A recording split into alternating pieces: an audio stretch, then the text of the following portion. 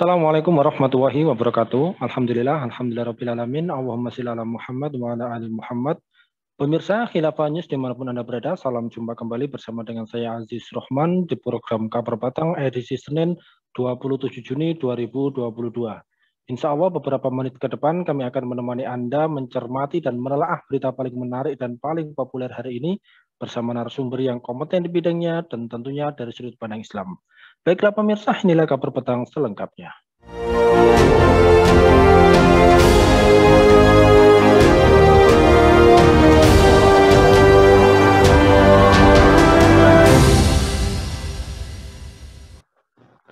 Pemirsa, Holy Wings lagi-lagi menuai kontroversi. Dahulu sempat bikin heboh karena melanggar PPKM.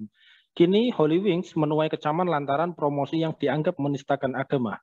Ini semua berawal dari postingan akun Instagram official Holy Wings yang membawa nama dalam tanda petik Muhammad dan Maria untuk sebuah promosinya. Di dalam promosinya dituliskan, dicari yang punya nama Muhammad dan Maria, kita kasih cordon dragons atau cordon sphinx. Demikian bunyi promosi tersebut. Nah, pemirsa, promosi itu sempat diposting ke akun Instagram @holywingsindonesia dan @holywingsbar pada hari Rabu 22 Juni yang lalu. Namun, belakangan setelah unggahan itu menuai kontroversi, Holy Wings menghapusnya. Holy Wings juga telah menyampaikan permintaan maafnya dan juga berjanji untuk memperbaiki kesalahan tersebut. Nah, pemirsa, apakah tindakan dari Holy Wings tersebut ini terkategori untuk melecehkan Islam? Mengapa penghinaan simbol-simbol Islam terus berulang dan makin masif dengan berbagai macam bentuknya? Serta bagaimanakah seharusnya peran negara agar kasus seperti Holy Wings ini tidak terulang kembali? Pemirsa, untuk membahasnya kami telah terhubung dengan Bung Adi Victoria. Kita sapa dulu beliau. Assalamualaikum warahmatullahi wabarakatuh, Bung Adi. Waalaikumsalam warahmatullahi wabarakatuh, Bung Ajis. Alhamdulillah, ini bagaimana ini kabarnya Bung Adi? Sehat, Bung? Alhamdulillah, sehat Bung Ajis. Alhamdulillah. Alhamdulillah. Baik, Bung. Ini kan menyikapi terkait dengan kasus tersebut. Ini kan diketahui bahwa kasus promosi minuman keras yang digratiskan ya untuk orang yang memiliki nama Muhammad dan Maria, ini kemarin sempat diunggah oleh tempat hiburan Holy Wings Indonesia. Dan ini berbuntut panjang ya, gara-gara unggahan promosi miras gratis tersebut, polisi sampai turun tangan karena menerima laporan dari sejumlah masyarakat. Nah, menurut Anda sendiri ini menyikapi terkait dengan hal tersebut ini, Bung Adi, apakah tindakan dari Holy Wings ini terkategori untuk melecehkan Islam atau seperti apa menurut Anda? Baik, pertanyaan apakah tindakan Holy Wings Indonesia tersebut terkategori melecehkan Islam atau tidak? Itu jelas sekali Bung Ajis bahwa apa yang dilakukan oleh Holy Wings Indonesia itu jelas melecehkan Islam, ya, melecehkan Islam, melecehkan umat Islam.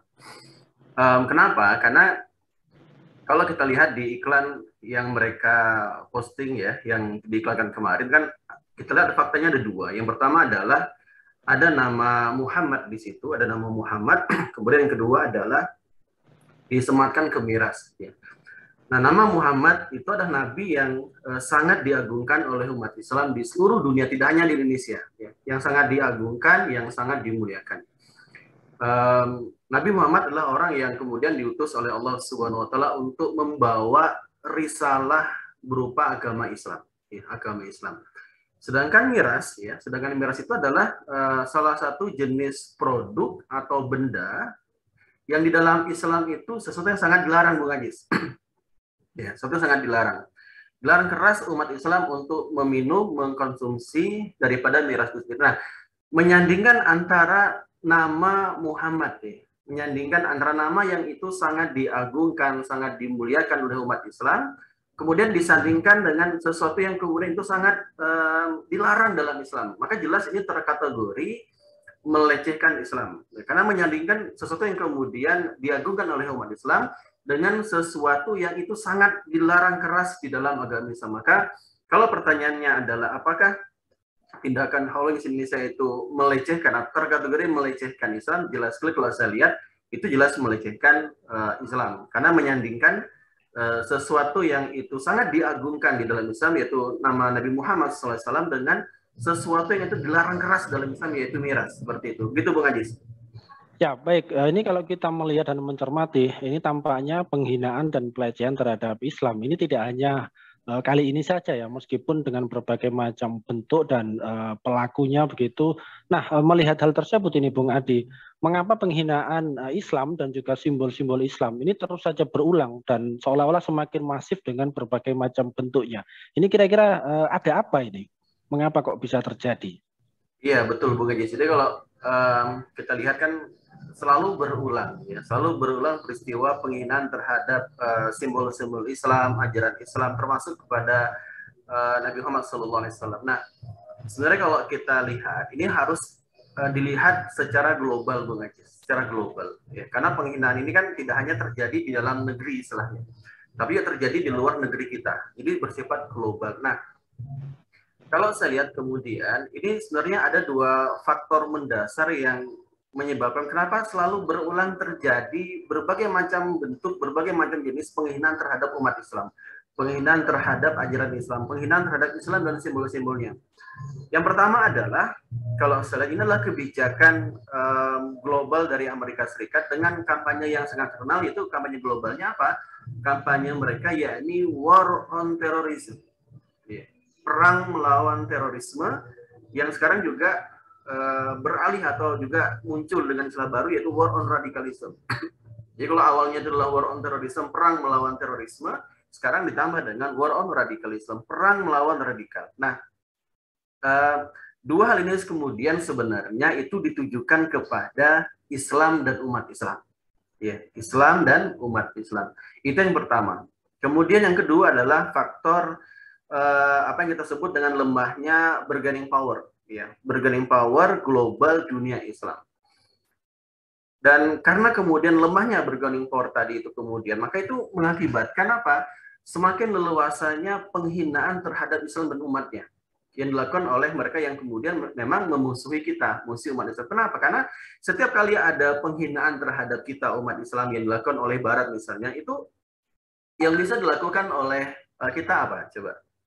Hanyalah mengecam, ya, mengecam dan mengecam. Dan ini disadari oleh Barat, Bung Ajis. Maka karena mereka menyadari bahwa kita tuh umat Islam hanya bisa mengecam karena lemahnya bargaining power tadi itu, maka mereka dengan sangat leluasa selalu membuat hal-hal yang itu bisa merusak harmonisasi antara agama apa, yaitu menghina simbol-simbol daripada umat Islam, termasuk melecehkan ajaran-ajaran Islam seperti itu. Jadi kalau saya lihat minimal itu ada dua, Bung Ajis. Yang pertama tadi adalah faktor faham atau kampanye global dari Amerika berupa War on Terrorism, kemudian War on Radicalism. Kemudian yang kedua adalah lemahnya bargaining position, bargaining power umat Islam, dunia Islam seperti itu. Itu yang membuat Barat khususnya itu semakin mudah, ya, semakin leluasa untuk melecehkan, menghina simbol-simbol Islam seperti itu. Gitu, Bung Ajis. Ya, baik. Kembali lagi terhadap promo minuman beralkohol yang dilakukan oleh Holy Wings ini, Bung. Ini kan kita lihat bahwa promo miras gratis dari Holy Wings ini kan diberikan kepada orang-orang yang memiliki nama Muhammad. Dan ini bisa kita katakan atau kategorikan sebagai melecehkan Islam begitu. Nah, menurut Anda sendiri terkait dengan kasus tersebut, kira-kira apa ini? Apa yang membuat Holy Wings sendiri ini berani di dalam memposting unggahan yang menuai kontroversi dan jelas menista Islam? Ini mengapa kok mereka berani begitu? Baik. Dugaan saya yang pertama itu adalah karena faktor tidak peka, Bung Ajis. Ya, faktor tidak peka. Tidak pekanya di mana gitu? Ya, ini merasa tidak ada masalah jika nama Muhammad itu ditempatkan untuk mendongkrak iklan mereka, ya, seperti itu. Karena bagi mereka itu mungkin hanya nama Muhammad gitu, tidak ada kata Nabi Muhammad, ya, tidak ada gambar yang dibuat seperti karikatur seperti itu. Jadi mereka itu hanya dianggap biasa. Nah, kemudian kalau mereka itu kemudian itu dianggap bukan masalah karena Nabi itu bukan dimiliki oleh satu orang saja nama itu gitu, itu tidak masalah bagi mereka. Jadi kurang pekanya di situ. Jadi kemudian karena ketidakpekaan inilah yang mereka berani membuat ikan tersebut yang kemudian dianggap itu hal yang biasa gitu, seperti itu. Jadi faktor pertama kalau saya lihat itu adalah karena faktor ketidakpekaan mereka terkait dengan nama itu, ya. Tapi juga sebenarnya ada hal lain kalau saya lihat seperti itu. Apa itu? Faktor paham sekuler yang ada dalam diri mereka, Bung Ajis. Ya, ini saling berkaitan sebenarnya. Maksudnya bagaimana? Maksudnya adalah kalau dalam paham sekuler, ya orang yang sudah bisnisnya itu berpaham sekuler tadi itu, maka urusan muamalah di dunia itu bagi mereka tidak ada berkaitan dengan masalah agama. Ya, tidak ada berkaitan dengan masalah agama. Di dalam Islam, misalnya agama kita Islam, jelas khamar itu adalah haram. Ya. Namun dalam pandangan orang-orang sekuler, ya, itu tidak berlaku, Bung Ajis. Selama kemudian sesuatu itu bernilai manfaat, ada nilai jualnya, ada nilai ekonomisnya, apa maka itu kemudian dilakukan, tidak mengenal yang namanya hal haram tadi itu. Nah, ini yang kemudian ingin apa ya? Kalau saya lihat itu kemudian setelah memahami paham tadi itu, maka mereka melihat, oh ini coba bangun toleransi gitu, ya antara Islam dan Kristen. Islam itu identik dengan Nabi Muhammad. Kristen identik dengan nama Maria, maka digabungkan gitu, ya Muhammad kemudian Maria. Jadi siapa sih yang kemudian bernama Muhammad kemudian bernama Maria mendapatkan bir gratis? Padahal itu kan jelas melecehkan. Jadi kalau hasil kemudian ini karena faktor satu, faktor ketidakpekaan, ya tidak peka terkait dengan isu yang sangat sensitif sekali itu. Kemudian yang kedua adalah faktor paham sekuler, karena merasa itu bukan hal yang menganggap hal yang biasa seperti itu, masalah bir, tidak ada sangkut paut dengan masalah agama. Maka kemudian mungkin muncul ide, ya ingin menggabungkan antara toleransi Islam Kristen, dimunculkan nama Muhammad dan Maria. Itu kan bukan suatu hal yang kebetulan, ya karena jelas Muhammad identik dengan Islam, Maria itu identik dengan agama Kristen seperti itu. Jadi ini toleransi sifatnya kebablasan dan jelas disengaja, cuman karena paham yang tadi itu paham sekularisasi, sehingga kemudian mereka salah dalam melakukan hal tersebut seperti itu. Gitu, Bung Ajis. Ya, baik, Bung. Ini kalau kita melihat dari berbagai macam kasus penghinaan Islam dan juga simbol-simbol Islam, ini kan selalu muncul berbagai macam alasan yang salah satunya adalah tidak sengaja atau tidak tahu. Nah, ini kalau alasannya adalah tidak sengaja, apakah alasan ini logis begitu untuk sehingga menimbulkan keresahan di tengah-tengah umat Islam? Iya, kalau alasan tidak sengaja, tidak tahu itu kalau saya katakan ya jelas tidak logis. Ya. Tidak logis. Kenapa? Karena kejadian ini kan selalu berulang, walaupun dengan bentuk yang berbeda seperti itu. Harusnya dengan seringnya berulang kejadian seperti ini kan menjadi semakin mawas diri orang-orang yang kemudian ingin buat konten apapun itu. Ya, akan berpikir ribuan kali, ya, ratusan ribuan kali untuk membuat sebuah konten apapun bentuknya seperti itu. Jadi satu-satunya yang mungkin logis menurut saya adalah kalau ingin pembenaran lah, ya faktor karena tidak peka tadi. Tapi kalau alasannya adalah karena tidak sengaja, tidak tahu, itu jelas tidak logis. Kenapa? Karena cobalah kita ambil tidak sengaja gitu, Bung Ajis, ya tidak sengaja.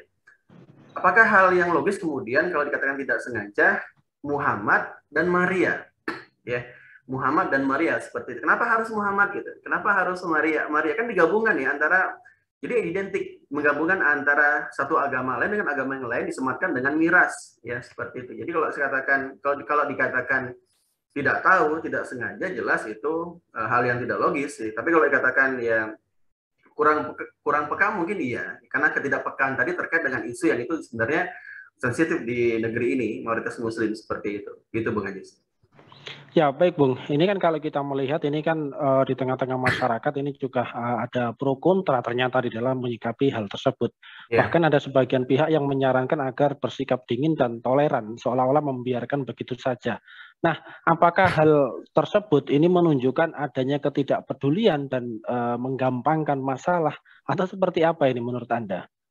Iya, kalau menyarankan agar bersikap diam ya terhadap apa yang sekarang sedang hangat dipermasalahkan, diperbincangkan, dan harus diam seperti itu, jelas itu suatu sikap yang keliru, Bung Ajis. Ya. Karena diam terhadap adanya perbuatan yang diduga kuat termasuk pelecehan, kan perbuatan mungkar itu. Bahkan di dalam Islam agama kita, yaitu ada sebuah pernyataan oleh Imam Abu Ali Ad-Daqqaq yang beliau pernah berkata, as-sakitu anil haq syaitanul ahros. Orang yang diam diri dalam perkara yang hak itu setan bisu. Ya, wal mutakalam bil batil syaitanun nati. Dan orang yang berbicara dalam perkara yang batil itu setan yang bisa bicara seperti itu. Jadi perkara seperti tidak boleh diam, ini perkara agama. Ya. Kalau dia malah berarti tidak peduli dengan masalah agama.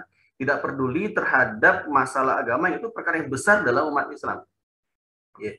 Musibah apapun itu besar, kecil, kecuali musibah agama itu besar. Harusnya berpandangan seperti itu. Maka orang-orang yang diam ya terkait dengan masalah agama, musibah yang menimpa agama itu, ada sebuah syair yang dibacakan, disampaikan oleh Hafiz Ibnu Abdul Bar. Beliau mengatakan begini, "Ahi inna minar rijali bahimatan." Wahai saudaraku, sesungguhnya sebagian lelaki itu layaknya seperti bahimah. Apa itu bahimah? Hewan ternak. Ya, bukan hewan biasa tapi hewan ternak gitu. Ya, hewan ternak. Fi suratil rajuli syam'i mubsiri. Dalam bentuk seorang laki-laki yang itu bisa apa? Sami'i mubsir, yang itu yang mendengar dan juga bisa melihat. Jadi hewan ternak, laki-laki seperti hewan ternak yang itu bisa melihat dan bisa mendengar. Apa kemudian kata Ibnu Abdul Bar? Fatinun bikuli rozayatin. Ya. Dia cerdas untuk setiap musibah fi malihi, setiap musibah yang menimpa hartanya. Wa ija asiba bidinihu lam yasur. Tapi ketika musibah tersebut menimpa agamanya, bidinihu ya, menimpa agamanya apa? Lam yasuri, tidak merasakan apa-apa. Ini kan apa, sindiran. Sindiran kepada orang-orang yang itu ketika musibah itu menimpa agama diam, tapi ketika menimpa dirinya, keluarganya, hartanya baru berbicara, baru sibuk dan sebagainya. Jadi sangat aneh sekali ketika ada apalagi seorang muslim seperti yang menyarankan kita tuh berdiam diri dengan dalih toleran, harus toleran dan sebagainya dalam perkara yang itu jelas-jelas melecehkan agama kita. Bahkan timbul pertanyaan, Bu Najis, kalau seseorang itu diam ya terhadap perkara seperti ini, ditanyakan kesungguhan cintanya kepada Nabi Muhammad SAW. Ya, bukankah Imam Syafi'i pernah mengatakan innal muhibba liman yuhibbu muti'u. Ya. Jadi laukana hubbuka sadiqan la'atu, atau kalau seandainya cintamu itu benar, kata Imam Syafi'i. Ya, kalau seandainya cintamu itu benar, kata Imam Syafi'i, la'atu, atau sungguh engkau akan mentaatinya. Ya, innal muhibba liman yuhibbu muti'u. Karena orang yang cinta itu akan sangat taat kepada yang mencintainya. Apa kalau kita cinta kepada Rasulullah, taat, tunduk, patuh kepadanya, termasuk kemudian memuliakan beliau, ketika nama beliau itu dihinakan, maka harus bangkit, timbul amarah, ya. Dan amarah bentuk daripada perwujudan keimanan kita kepada Nabi Muhammad, kepada Allah dan Rasulnya. Seperti itu. Gitu, Bung Hadis. Ya, baik. Kalau kita melihat kasus Holy Wings Indonesia sendiri, ini kan di pemberitaan juga diberitakan bahwa Holy Wings Indonesia meminta maaf ya terkait dengan promosi minuman beralkohol gratis ya untuk pelanggan yang bernama Muhammad dan Maria. Nah, di dalam pernyataannya tersebut, Holy Wings juga berbicara soal nasib sekitar 3.000 karyawannya yang tergantung dari usahanya tersebut. Nah, menurut Anda sendiri nih Bung Adi, apakah bisnis minuman keras dan juga hiburan malam ini layak ditolerir atau harus seperti apa ini menyikapinya? Iya. Tadi di awal sudah saya jelaskan menjawab pertanyaan awal ya terkait dengan miras. Miras itu kan jelas di dalam Islam itu adalah sesuatu yang itu sangat dilarang. Bahkan dalam hadis itu kan disampaikan al-khamru ummul khaba'is. Al-khamru ummul khaba'is. Bahwa khamr itu, minuman keras itu induk ummul, ya, ibu induk khaba'is, induk daripada semua keburukan. Semua kejahatan tuh bermuara di khamar, minuman keras. Ya. Kenapa? Karena kalau seseorang itu minum khamar, mabuk, akan terganggu. Ya. Dan kalau kemudian sudah terganggu, maka dia bisa melakukan berbagai macam bentuk kejahatan, Bung Ajis. Pembunuhan, pemerkosaan, pencurian, dan sebagainya itu bermuara dari mana? Bermuara dari khamar, mabuk tadi. Salah satunya seperti itu. Jadi itulah induk daripada segala macam bentuk kejahatan, induk dari segala macam bentuk keburukan. Nah, kalau faktanya khamar itu adalah biang ya, dari segala macam bentuk kejahatan, keburukan yang terjadi yang dilakukan oleh masyarakat, maka harusnya tidak boleh ada industri khamar. Ya, ini di luar konteks secara Islam khamar itu haram. Ya, kalau secara Islam. Tapi kalau secara perbuatan juga, secara dampak kan luar biasa tuh khamar itu. Ya, yang itu memberikan dampak yang luar biasa kepada tindak kejahatan. Harusnya kalau faktanya demikian, maka tidak boleh ada khamar. Ya, dan yakinlah sebagai seorang muslim itu kalau kita meninggalkan sesuatu karena Allah, maka Allah akan berikan ganti yang lebih baik. Maka kalau industri khamar itu ditiadakan, ya, karena kesadaran keimanan tadi itu, yakinlah bahwa Allah akan memberikan lebih baik. Maka tidak akan pengaruh dengan nasib daripada 3.000 karyawan tadi itu, insya Allah Allah akan berikan ganti dengan yang lebih baik seperti itu. Karena kalau tetap menjual khamar, industri khamar malah memfasilitasi berbagai macam bentuk kemaksiatan, ya, berbagai macam bentuk kemaksiatan. Dan kita paham bahwa segala macam bentuk kemaksiatan itu menyebabkan dosa, dan setiap dosa itu pasti menyebabkan fasad kerusakan. Ya, maka apa artinya kemudian usaha tadi itu kalau memberikan fase kerusakan yang itu menimpa seluruh masyarakat? Seperti itu. Gitu Bung Haji. Ya, baik. Terakhir Bung Adi, kalau Anda melihat terkait dengan kasus tersebut, ini kan juga tidak hanya sekali ya, bahkan berulang kali ya. Yeah. Nah, kira-kira bagaimana seharusnya peran sebuah negara ya agar kasus seperti Holy Wings ini nantinya tidak terulang lagi? Ini, silakan, mohon penjelasan. Iya, jadi kan negara itu, peranan negara sebenarnya itu memang harus memberikan sanksi. Kenapa? Kalau fakta aktivitas kemungkaran itu kan, atau aktivitas amar ma'ruf lah kita sebut, itu bisa dilakukan oleh individu, bisa dilakukan oleh kelompok masyarakat, dan juga bisa dilakukan oleh negara. Nah, kalau faktanya aktivitas amar ma'ruf nahi mungkar itu bisa dikerjakan oleh individu, bisa dikerjakan oleh kelompok masyarakat, dan juga bisa dikerjakan oleh negara, maka yang paling efektif untuk mencegah berbagai macam bentuk kemungkaran, termasuk dalamnya itu kemungkaran penistaan terhadap agama apa itu, maka dilakukan oleh negara. Oleh negara, ya. Ada sanksi tegas yang diberikan oleh negara kepada setiap orang, siapapun itu, yang itu melakukan tindak penghinaan, pelecehan terhadap simbol-simbol agama. Ya.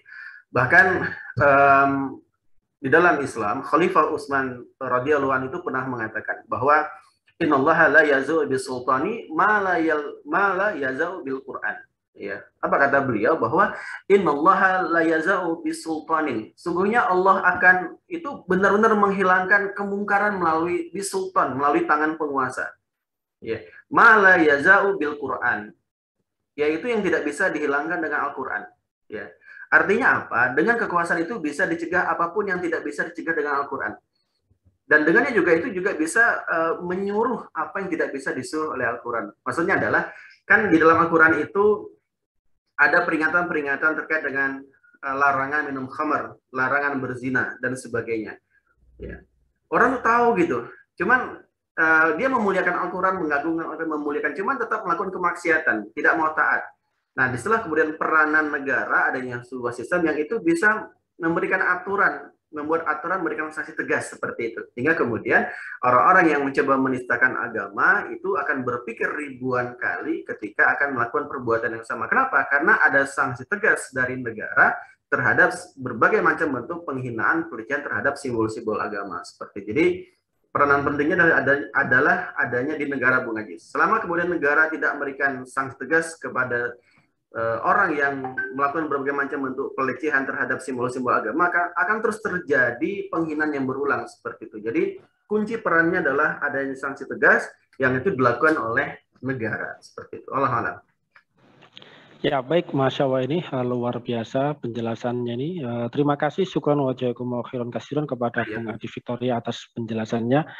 Insya Allah nanti kita ketemu lagi di lain waktu dan juga di lain kesempatan. Assalamualaikum warahmatullahi wabarakatuh, Bung Adi. Waalaikumsalam warahmatullahi wabarakatuh. Baik pemirsa, demikianlah kabar petang pada edisi kali ini. Semoga Anda mendapatkan banyak manfaat dari acara kami. Jangan lupa saksikan kami besok di jam dan channel yang sama. Dan jangan lupa juga like, comment, share, subscribe, serta klik tekan tombol loncengnya agar tidak ketinggalan update terbaru dari Khilafah News. Karena hanya disinilah Anda akan mendapatkan informasi aktual, terpopuler, dan tentunya dari sudut pandang Islam. Akhirnya saya Aziz Rahman beserta seluruh kru yang bertugas undur diri. Wassalamualaikum warahmatullahi wabarakatuh.